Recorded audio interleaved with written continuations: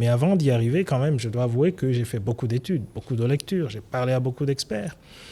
Et j'ai remarqué que pour l'Afrique, il allait falloir une combinaison de plusieurs dimensions pour former une culture qui allait servir notre contexte.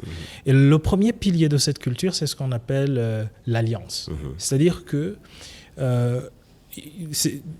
l'employé, comme on les appelle, et l'employeur doivent au fait avoir une relation d'investissement et de bénéfices réciproques.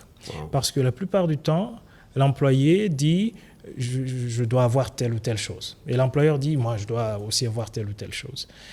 Alors, chez nous, c'est différent. Moi, quand j'ai un nouveau membre, un nouveau collègue, la question que je pose, c'est quelle est votre ambition pour votre vie et pas nécessairement pour votre carrière.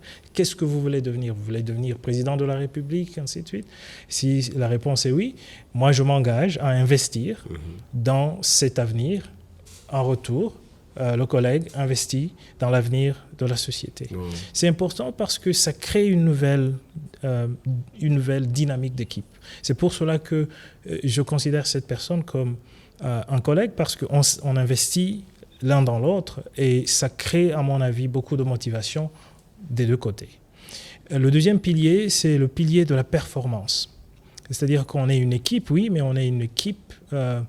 je dirais une équipe qui doit gagner la coupe